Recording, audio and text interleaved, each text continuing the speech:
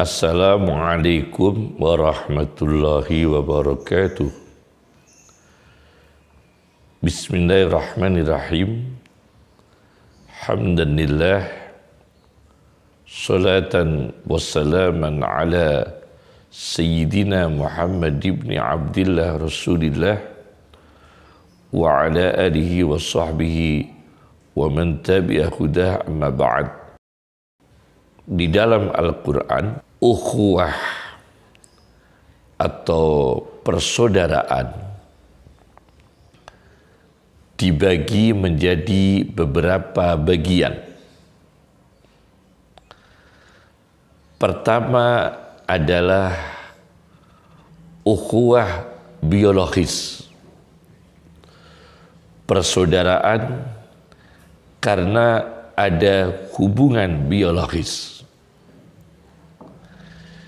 Ketika awal kriminal yang terjadi di muka bumi ialah kriminal pembunuhan, di mana dilakukan oleh Qabil sebagai pelaku pembunuhan, dilakukan kepada korban jiwa terhadap korban, yakni Habil. Dalam kasus ini Al-Quran di dalam surat Al-Ma'idah ayat 30, kasus ini dengan redaksi qatla akhihi, membunuh saudaranya sendiri. Nah, sebagai korban, saudara ini masih disebut membunuh saudaranya sendiri, untuk mengingatkan manusia bahwa potensi negatif, potensi agresif, potensi antagonis, kecemburuan sosial itu bisa terjadi pada saudara yang berhubungan biologis terhadap saudaranya sendiri. Yang kedua adalah ukhuwatul qabilah, persaudaraan sesama suku, berbeda ideologi tapi saudara satu suku. Ketika Allah menceritakan Nabi Hud, Allah mengatakan wa ila adin akhahum huda, dan kepada suku Ad aku utus saudara mereka sendiri, yakni Nabi Hud alaihi salam. Al-A'raf ayat 65. Wa ila samuda akhahum salihah, dan kepada suku Samud, wa ila samuda akhahum salihah, dan kepada suku Samud aku utus saudara mereka sendiri, Nabi Salih alaihi salam. Al-A'raf ayat 73.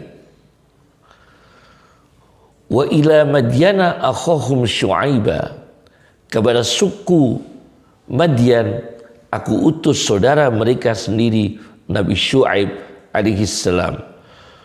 Surat Hud ayat 84. Nah, di sini Nabi membawa Islam, sedangkan mereka orang-orang kafir yang mengingkari kebenaran. Nah, tetapi mereka yang mengingkari kebenaran ini sebetulnya saudara dengan nabinya sendiri, dan nabinya sendiri itu, rasulnya sendiri, saudara dengan mereka. Ini namanya ukhuwatul qabilah, saudara satu qabilah. Maka para rasul itu ketika menyampaikan kerasulan, menyampaikan kebenaran, menyampaikan tauhid kepada mereka dengan lemah lembut, dengan tata krama yang tinggi, dengan rasa hormat, dengan rasa tawadu, karena mereka adalah saudaranya sendiri. Yang ketiga adalah ukhuwatud din, persaudaraan agama. Saya urutkan dari biologis, kemudian meningkat pada komunitas lebih besar yaitu suku, kemudian baru ukhuwatud din yaitu persaudaraan agama. Al-Quran mengatakan innamal mu'minuna ikhwatun. Al-Hujurat ayat 10. Sesungguhnya orang-orang yang beriman adalah saudaranya sendiri.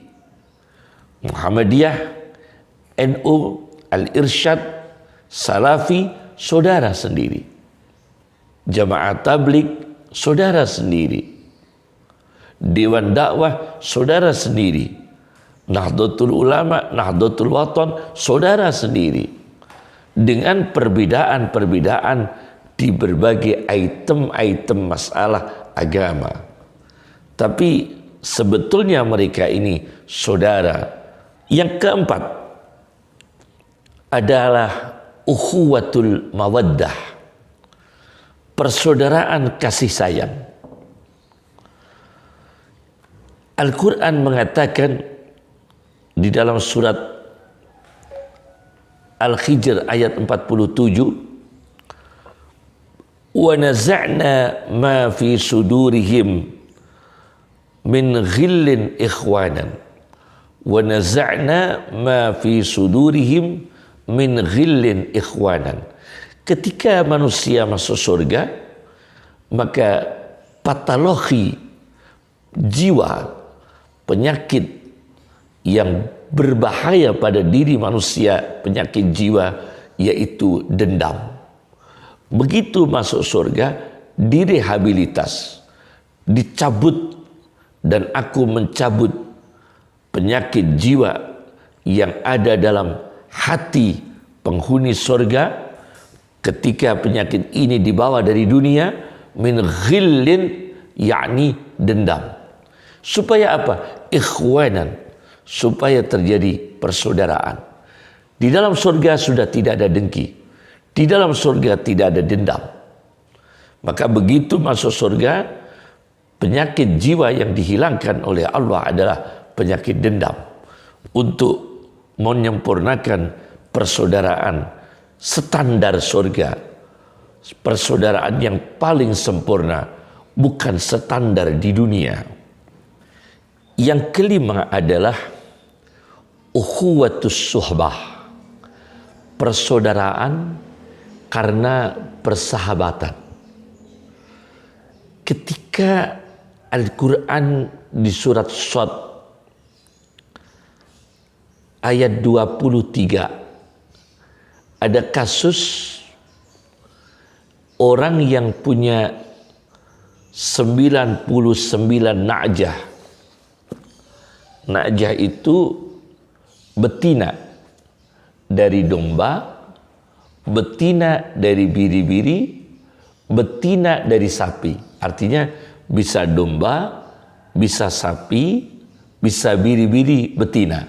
Nah, ini disebutkan orang punya 99 na'jah, masih ingin memiliki, ingin meraih, ingin mendapatkan satu ekor betina na'jah yang dimiliki oleh seseorang.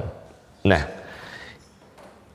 maka orang yang mempunyai satu ekor itu, yang ingin dimiliki oleh orang yang punya 99 ekor na'jah, orang yang punya satu ekor na'jah itu melaporkan kepada Nabi Daud seraya mengatakan, inna hadza akhi, sesungguhnya ini saudara saya.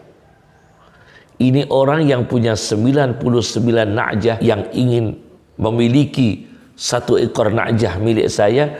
Ini orang saudara saya. Masih menyebut kata saudara. Padahal ini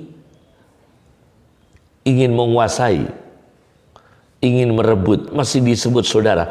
Ini namanya saudara, bukan saudara biologis, bukan persoalan saudara agama, tapi saudara persahabatan, ukhuwatus suhbah. Di dalam satu tafsir namanya Tafsir Aunur Rahman fi Tafsiril Quran, karya Dr. Sulaiman bin Ibrahim, jilid 18, halaman 381 385, beliau mengatakan yajibu ikhtiramu haqqil ukhuwah, wajib memuliakan hak persaudaraan, sawa'un kana fid din, sama saja persaudaraan itu di dalam agama, sesama agama harus dijaga, memuliakan hak persaudaraan, ukhuwah. Au fin nasab, atau persaudaraan dalam nasab biologis, kesukuan, awis sodagah, atau persaudaraan persahabatan. Ini harus dijaga. Saya baca di dalam kitab Nadratul Naim tadi, yang pertama pembagian ukhuwah sampai 5 itu di dalam kitab Nadratul Naim karya Dr. Saleh bin Abdullah, Dr. Abdurrahman Muhammad. Nadratul Naim fi makarimi akhlaqir Rasul Al-Karim, jilid 2 halaman 93. Itu pembagian tentang persaudaraan. Sebagai contoh,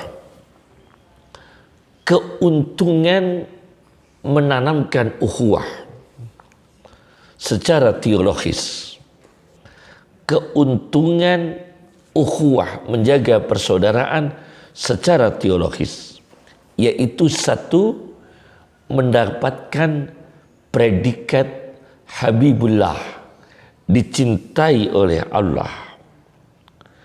Di dalam kitab Nadratul Naim jilid 2 halaman 100 dikatakan di sini, Nadratul Naim jilid 2 halaman 100 diceritakan oleh Nabi Shallallahu Alaihi Wasallam bahwa ada seseorang mengunjungi sahabatnya, saudaranya di satu kampung.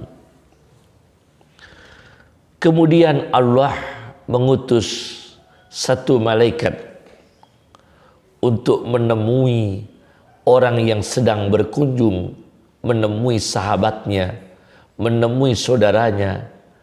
Allah mengutus malaikat untuk menemuinya di tengah jalan. Begitu bertemu dengan malaikat yang menjelma manusia, malaikat itu bertanya, mau kemana Anda? Saudara mau kemana? Orang itu menjawab, aku tujuannya ziarah, mengunjungi saudaraku di satu kampung. Kemudian malaikat bertanya, apakah saudara punya hak kenikmatan?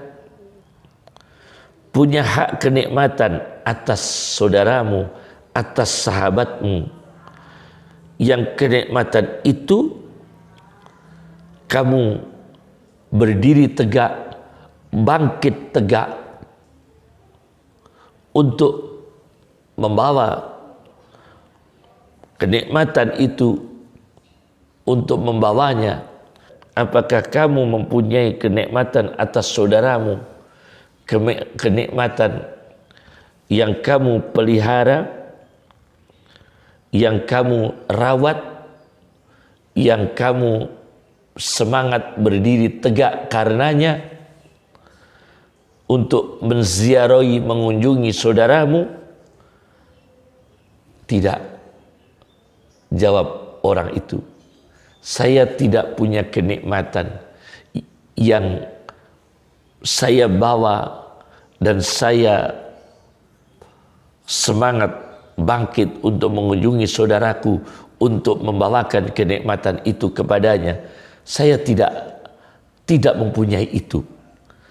Cuma saya mencintainya, saya menyayanginya karena Allah Subhanahu wa ta'ala.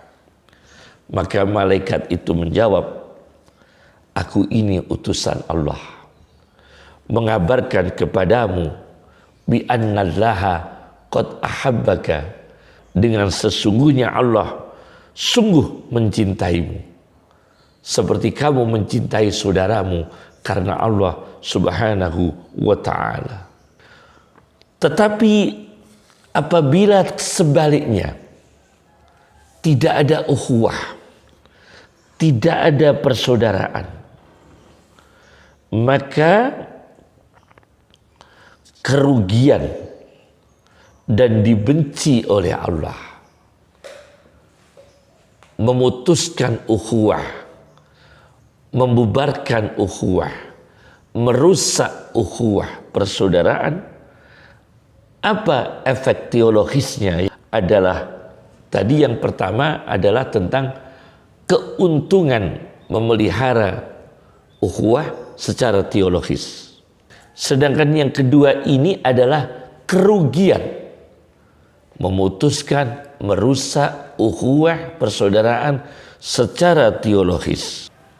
Di dalam kitab Nadratun Naim jilid 2 halaman 101, Rasulullah sallallahu alaihi wasallam mengatakan, ayyuma mri'in qala li akhihi, siapapun di antara manusia yang berkata kepada saudaranya, ya kafir, mudah mengkafirkan, ya kafir, hei orang kafir, hei musyrik, hei kafir, hei murtad, faqad ba'a biha ahaduhuma in kana kama qala, maka apabila nyata-nyata saudaranya kafir, maka salah satu itu di antara dua tadi yang mengatakan wahai orang kafir dan yang dikatai orang kafir, maka salah satunya adalah menyandang kalimat kufr, menyandang kalimat sebutan kafir kalau nyatanya ia kafir. Tetapi kalau tidak kafir, tidak musyrik, tidak murtad, kemudian dikafirkan, dimurtadkan, dimusyrikkan, raja'at alaih, kalimat itu gelar kekafiran, gelar kemusyrikan, gelar kemurtadan kembali pada orang yang mencacinya, kembali pada orang yang menuduhnya. Ini bahaya. Ya, ini bahayanya. Sekarang bagaimana strategi implementasi ukhuwah persaudaraan membawa majunya sebuah bangsa? Pertama adalah umat Islam, bagaimana membawa majunya sebuah bangsa di suatu negara, khususnya Indonesia yang mayoritas penduduk muslim. Ukhuwah membawa kemajuan umat Islam, berkontribusi untuk agama, bangsa dan negara. Satu adalah mencari solusi dari Al-Quran dan Sunnah ketika menghadapi perbedaan. Mencari solusi dari Al-Quran dan Sunnah sebagai guru yang arif, sebagai sumber yang bijaksana, As-Sunnah sebagai teladan yang bijaksana, uswatun hasanah, solusi untuk meredam konflik. Nah, saya baca dalam tafsir Al-Maturidi jilid 5 halaman 140 sampai 142. Ketika terjadi perang Badar, para mujahidin, pejuang-pejuang perang Badar itu terbagi menjadi 3. Satu kelompok adalah yang ikut di lapangan, pejuang-pejuang yang di lapangan bersenjata menghadapi orang-orang kafir paganisme. Kelompok yang kedua di belakangnya. Kelompok yang ketiga adalah kelompok yang menjaga Nabi Sallallahu Alaihi Wasallam. Nah, tiga-tiganya ini ketika perang Badar dimenangkan umat Islam dan memperoleh ghanimah, hasil rampasan perang, maka tiga ini mengklaim siapa yang berhak. Yang pertama, yang ikut langsung perang di lapangan, kitalah yang berhak mendapatkan hasil perang. Kemudian yang di belakangnya, kita juga punya hak. Kemudian yang menjaga Nabi, kitalah yang berhak. Maka turunlah ayat 1 surat Al-Anfal. Di situ ayat 1 surat Al-Anfal dikatakan, wa aslihu dzata bainikum, damaikan perselisihan, perbedaan antara kamu sekalian. Nah, ini kembali pada sunnah. Maka Nabi dengan kearifannya membagi hasil perang itu, tiga kelompok itu memperoleh bagian. Dan bagian itu ditetapkan oleh Allah dan Rasulnya. Kemudian strategi yang kedua adalah pendidikan, penanaman ukhuwah persaudaraan, mulai dari individu, golongan, institusi, lembaga, organisasi. Jadi begitu masuk anggota organisasi, itu diberikan kursus tentang ukhuwah persaudaraan terhadap sesama anggota organisasi atau di luar organisasi sesama muslim.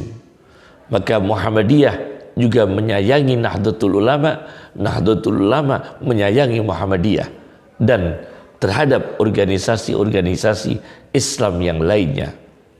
Nah, kemudian ini penting sekali. Saya baca di dalam tafsir Fathul Qadir. Di dalam tafsir Fathul Qadir, Asy-Syaukani ketika menafsirkan ayat di surat Hujurat, fa aslihu baina akhawaikum, di situ ayat, maka damaikan perbedaan konflik antara dua saudara kamu sekalian. Dua saudara ini disebut berarti wa takhsisul isnaini bizikri. Dua saudara yang berbeda ini disebut damaikan li isbati wujuhil islah, li isbati wujubil islah, untuk menetapkan wajib rekonsiliasi, wajib mendamaikan fima fauqahuma, di dalam mereka yang terlibat dalam konflik perbedaan yang jumlahnya lebih dari dua. Dua orang saja yang bertikai, dua orang saja yang berbeda harus didamaikan, apalagi dalam jumlah yang lebih dari dua. Fima fauqahuma, itu disebut di dalam tafsir Fathul Qadir karya Asy-Syaukani. Yang ketiga adalah komunikasi efektif dan edukatif. Itu perlu ditanamkan. Sebagai anggota Ormas Islam, baik NU, Muhammadiyah, Al-Irsyad, Dewan Dakwah, Nahdlatul Watan, Asy'ari, Maturidi, kemudian Salafi, harus memberikan komunikasi efektif dan edukatif, punya pengaruh yang baik, punya edukatif, mendidik yang baik terhadap masyarakat yang heterogen, Jawa, Madura, Sumatera, Papua, Sulawesi. Kita harus berkomunikasi efektif dan edukatif. Di dalam satu pendapat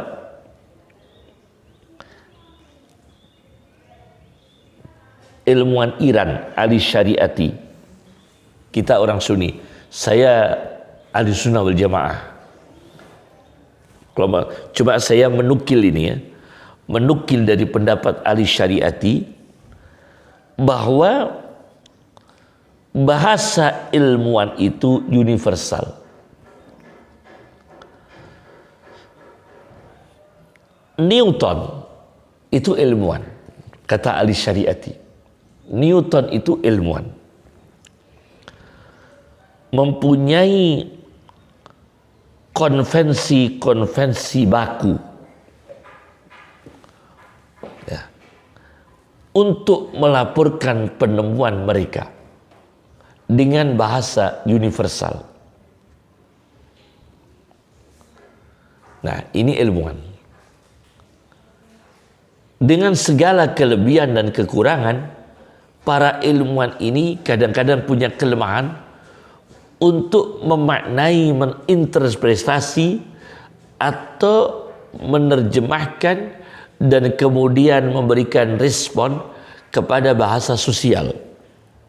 Nah, bahasa sosial ini kemasyarakatan itu adalah bahasa cendekiawan. Karena bahasa cendekiawan ini harus memahami lokal dan temporal. Lokalnya di mana, zonanya di mana, dalam waktu yang bagaimana, dalam kondisi yang bagaimana. Ini bahasa cendekiawan. Maka cendekiawan ini menampung keresahan-keresahan, menampung laporan-laporan kejadian sosial di masyarakat, kemudian dipelajarinya, kemudian cendekiawan ini dari sumber kearifan Al-Quran dan As-Sunnah mencari solusi untuk menjawab apa yang terjadi di masyarakat, di zona itu, di wilayah itu, di distrik itu. Nah, ini bahasa cendekiawan. Maka dibutuhkan umat Islam ini ada yang menjadi ilmuwan, tetapi juga dibutuhkan umat Islam ini yang menjadi cendekiawan. Wa ma arsalna mir rasulin illa bilisani qaumihi, dan aku tidak mengutus rasul kecuali dengan bahasa kaumnya. Yakni rasul memahami bahasa kaumnya. Cuma kalau rasul, nabi rasul itu manusia sempurna, tidak punya dosa, maksum dan mukjizat, maka energinya langsung disuplai dari Allah Subhanahu wa taala, energi mukjizat. Sedangkan ulama ini energi ulama, meskipun sesama-sama dari Allah Subhanahu wa taala, cuma energi ulama ini lebih lemah daripada energi nabi, daripada energi rasul. Oleh karena itu, ulama sebagai cendekiawan untuk hati-hati untuk memperbanyak literatur, bacaan, kajian, pemahaman dari sumber kearifan Al-Quran dan As-Sunnah untuk bagaimana menjawab konflik, bagaimana menjawab perbedaan, bagaimana untuk rekonsiliasi, bagaimana untuk merapatkan persaudaraan di tengah-tengah umat manusia. Itu tugas cendekiawan. Syukur ilmuwan sekaligus cendekiawan. Kemudian yang keempat, strategi persaudaraan, yaitu mempunyai jiwa rahmah kasih sayang, yaitu kesehatan jiwa. Itu dibutuhkan. Tidak fanatik, itu tanda kesehatan jiwa. tidak fanatik golongan, fanatik kepada kebenaran menurut Allah Subhanahu wa ta'ala. Bukan fanatik pada golongan. Nah, saya baca di dalam kitab Fiqhuz Zakah karya Profesor Dr. Yusuf Qaradawi jilid 2 halaman 882 menceritakan ketika zamannya Umar radhiyallahu anhu, ketika Umar sedang melihat di satu jalan di Damaskus, qauman majdumin minan nasara, melihat orang-orang Nasrani yang mengalami penyakit kusta atau lepra. Bagaimana sikap Umar bin Khattab? Kemudian Umar bin Khattab memerintahkan, menetapkan subsidi dari lembaga keuangan negara Islam waktu itu yang dipimpin oleh Umar bin Khattab, supaya mereka orang-orang Nasrani yang mengalami penyakit lepra, kusta, untuk mendapatkan subsidi dari negara Islam. Nah, ini kasih sayang Umar bin Khattab. Meskipun berbeda agama, ini perlu ditanamkan.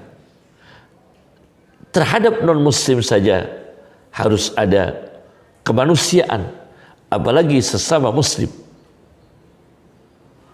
Meskipun berbeda organisasi, meskipun berbeda pandang dalam pemahaman furu'iddin, berbeda pandang dalam pemahaman masalah-masalah agama,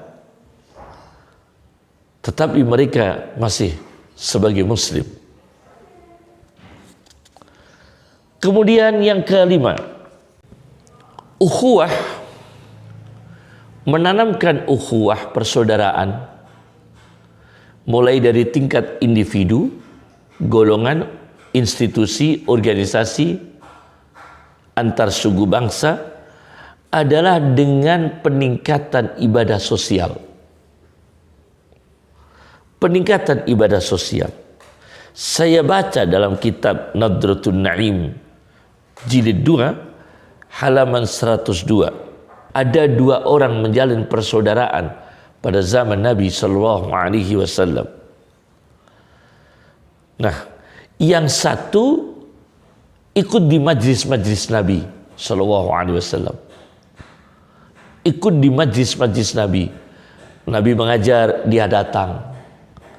Nabi ada halaqah ilmu, dia datang. Yang satunya bekerja menafkahi orang yang rajin mengaji tadi. Yang satu bekerja untuk membantu menafkahi, mensubsidi sahabatnya yang rajin mengaji di majlis-majlis Nabi Sallallahu Alaihi Wasallam. Apa kata Nabi Sallallahu Alaihi Wasallam? La'allaka turzaqu bihi. Semoga bisa-bisa Anda ini mendapatkan rezeki hasil kerja karena Anda beribadah sosial, membiayai, membantu, mensubsidi orang yang mengaji di majlis-majlis ilmu yang dibawakan oleh Nabi Sallallahu Alaihi Wasallam. Ini ibadah sosial. Muhammadiyah membantu Nahdlatul Ulama, Nahdlatul Ulama membantu Muhammadiyah. Itu ibadah sosial. Itu tadi adalah strategi yang kelima. Strategi yang keenam adalah menanamkan jiwa altruisme, yaitu mementingkan orang lain daripada dirinya sendiri. Menanamkan jiwa altruisme, mementingkan orang lain daripada dirinya sendiri. Ini juga perlu ditanamkan untuk menjaga ukhuwah persaudaraan. Saya baca dalam tulisan Dr. Ali Fikri dalam karyanya As-Samirul Muhaddib jilid 4 halaman 115. Ketika terjadi di Chicago, Amerika Serikat, seseorang yang kena kanker, tepat di pahanya, dan kanker ini ya, memanjang sampai menutup permukaan paha itu 145 inci. 145 inci segi 4. Maka akan dilakukan bedah, operasi bedah kanker. Yang diperlukan adalah mengambil bagian-bagian yang kena kanker itu untuk diambil, diganti kulit. Diganti kulit binatang tidak efektif, tidak berhasil.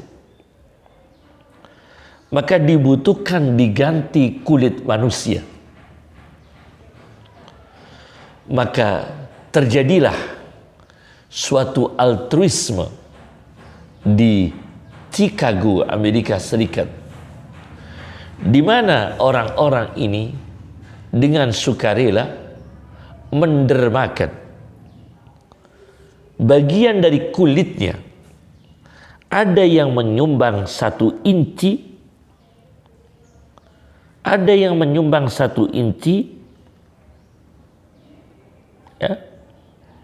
Kan tadi segi 4 145 inci.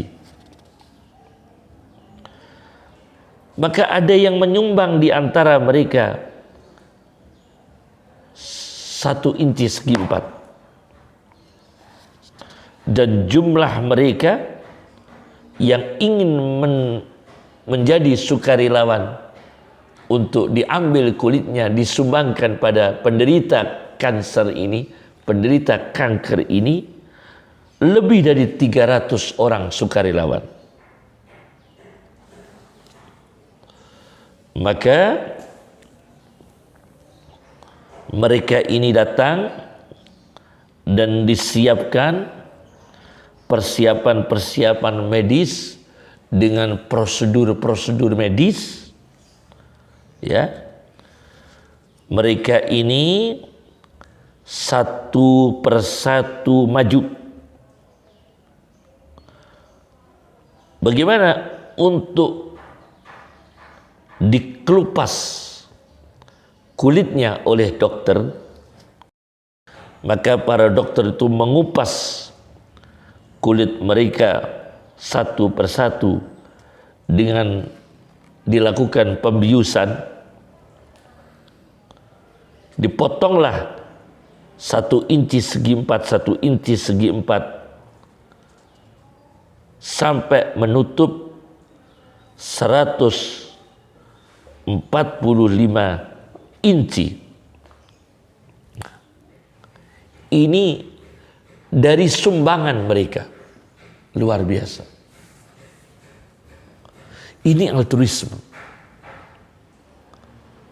Maka kalau ini terjadi, sebuah bangsa, khususnya umat Islam, menjadi umat Islam yang bersatu untuk sama-sama memajukan, berkontribusi, khususnya bangsa Indonesia ini. Apa yang tidak ada di Muhammadiyah, mungkin ada di NU. Apa yang tidak ada di NU, mungkin ada di Muhammadiyah. Maka saling melengkapi. Untuk sempurna saya kira tidak bisa. Sempurna itu tidak bisa. Pasti ada kelebihan masing-masing, ada kekurangan masing-masing, dan ini saling melengkapinya. Untuk izzul Islam wal muslimin, kehormatan Islam dan umat Islam, untuk berkontribusi, memberi manfaat besar pada bangsa dan negara. Baik dalam berbagai bidang. Nah, nanti akan kita sambung dengan pertanyaan. Sebelum kami menjawab pertanyaan, ada satu doa untuk persaudaraan ukhuwah, ditulis oleh Al-Hakim di dalam kitab Al-Mustadrak karya Al-Hakim di jilid 1 halaman 265. Rasulullah SAW berdoa, Allahumma alif baina qulubina wa aslih zata bainina. Ya Allah, satukan antara hati kami, antara jiwa kami, wa aslih zata bainina, dan damaikan perbedaan konflik di antara kami. Wahdina subulas salam, dan berikan hidayah kepada kami jalan-jalan yang menuju keselamatan. Semoga bermanfaat. Kami mohon maaf kepada keluarga besar Universitas Diponegoro Semarang. Hanya ini yang bisa saya sampaikan. Mohon maaf atas segala kekurangan. Semoga bermanfaat. Assalamualaikum warahmatullahi wabarakatuh.